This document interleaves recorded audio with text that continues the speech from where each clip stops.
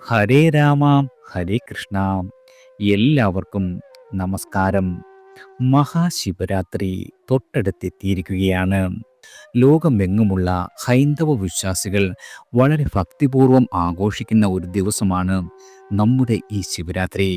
ശിവരാത്രിയിലെ ശിവരാത്രി വ്രതങ്ങളിൽ തന്നെ ഏറ്റവും മഹത്വപൂർണവും പുണ്യകരവുമായി നാം കണക്കാക്കപ്പെടുന്ന ഒന്നാണ്.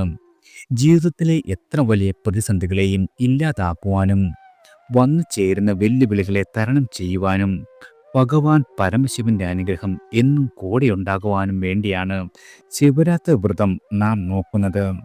അറിഞ്ഞോ അറിയാതെയോ ചെയ്തു പോയ തെറ്റുകൾക്ക് ക്ഷമ തേടുവാനും ആരോഗ്യം നന്നായിരിക്കുവാനും നമ്മുടെ ആയുസ് വർദ്ധിക്കുവാനും കുടുംബത്തിൽ ഐശ്വര്യവും സമ്പത്തും വർദ്ധിക്കുവാനും ദാമ്പത്യ ജീവിതവും കുടുംബജീവിതവും സമാധാനപരമാക്കുവാനും മരണഭയം ഇല്ലാതാക്കുവാനും മോക്ഷം നേടാനുമടക്കം സർവ ഐശ്വര്യദായകമാണ് ഈ ശിവരാത്രി വ്രതം. ഇനി ശിവരാത്രി വ്രതം എങ്ങനെയാണ് എടുക്കേണ്ടത് എന്ന് നോക്കാം. ശിവരാത്രി വ്രതം എല്ലാവർക്കും എടുക്കാൻ സാധിക്കില്ലെന്നാണ് മഹാപണ്ഡിതന്മാർ പറയുന്നത്.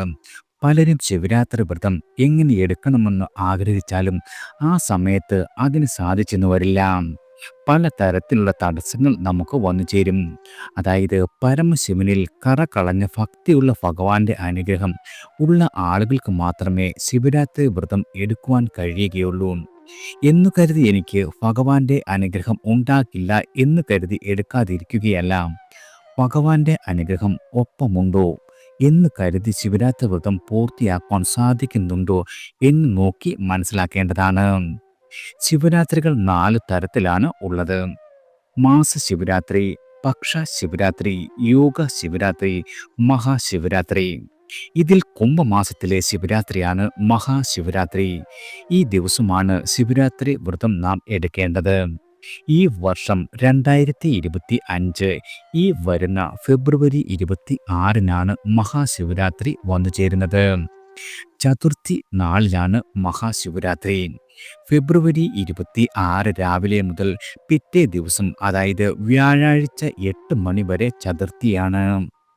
ഇനി ഓരോ ദേശത്തിനുമനുസരിച്ച് ശിവരാത്രി വ്രതം എടുക്കുന്ന രീതിയിൽ ചില വ്യത്യാസങ്ങൾ കാണാറുണ്ട്. എങ്കിലും ശിവരാത്രിക്ക് തീർച്ചയായും നാം ചെയ്യേണ്ട കാര്യങ്ങളും പൊതുവായി വ്രതം എടുക്കേണ്ട രീതിയും നോക്കാം. ശിവരാത്രി വ്രതം ഫെബ്രുവരി 26-നാണ് എടുക്കേണ്ടത്. പക്ഷേ തലേനാൾ തൊട്ട് അതിനുള്ള ഒരുക്കങ്ങൾ ആവശ്യമാണ്. തലേ ദിവസമായ ഫെബ്രുവരി 25-ന് മത്സ്യമാംസങ്ങൾ കഴിക്കരുത്. വൈകുന്നേരം കുളിച്ച് വിളക്ക് തെളിയിച്ച് മഹാദേവനെ മനസ്സിൽ ധ്യാനിക്കുക. പിറ്റേ ദിവസം രാവിലെ സൂര്യോദയത്തിന് മുമ്പ് കുളിച്ച് വൃത്തിയുള്ള വസ്ത്രം ധരിച്ച് ശിവഭഗവാനെ പ്രാർത്ഥിക്കണം. ഓം നമഃശിവായ മന്ത്രം ശിവസ്തുതികളും ചൊല്ലേണ്ടതാണ്. രാവിലെ ശിവക്ഷേത്ര ദർശനം നടത്തുന്നത് വളരെയധികം ഗുണകരമാണ്.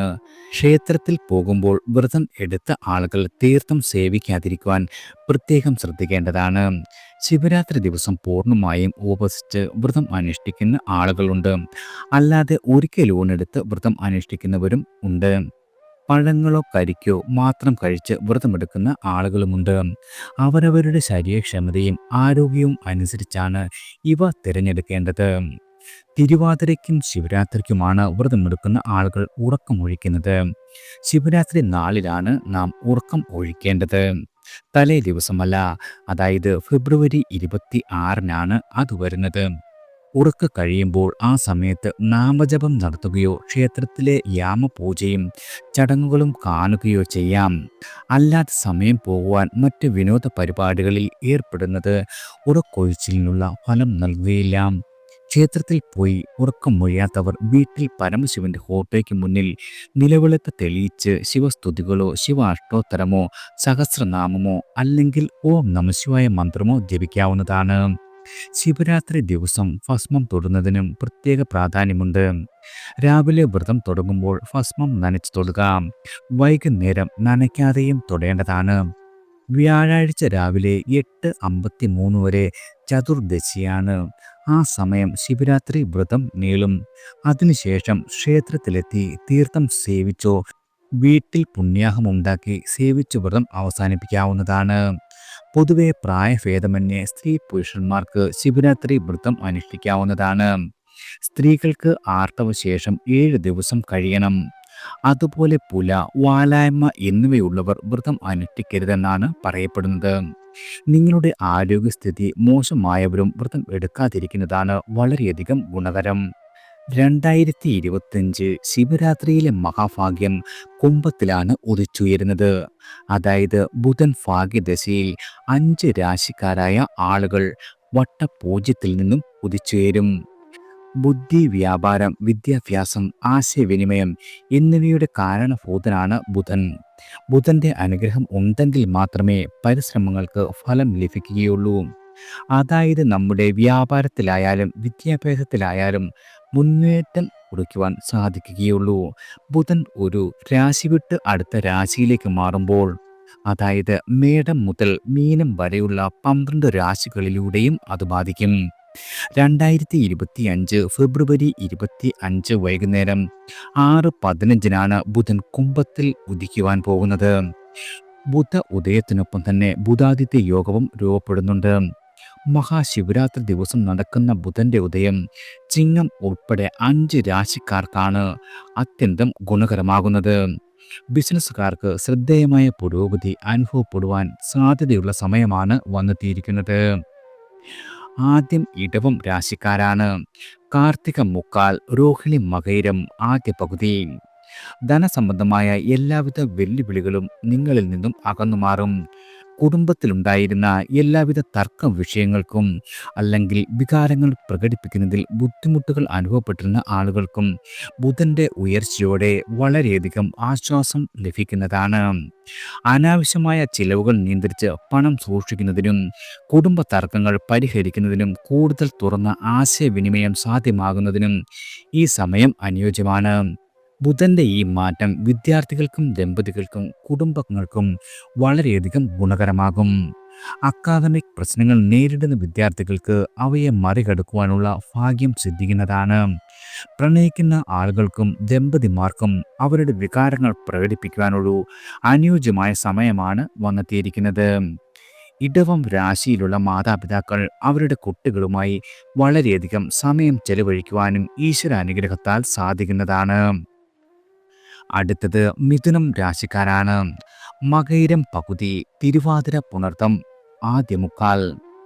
ബുധന്റെ ഉദയം മിഥുനം രാശിയിൽ ജനിച്ച വ്യക്തികൾക്ക് യാത്ര, ബന്ധങ്ങൾ, കരിയർ എന്നിവയിൽ അനുകൂലമായ മാറ്റങ്ങൾ സമ്മാനിക്കും.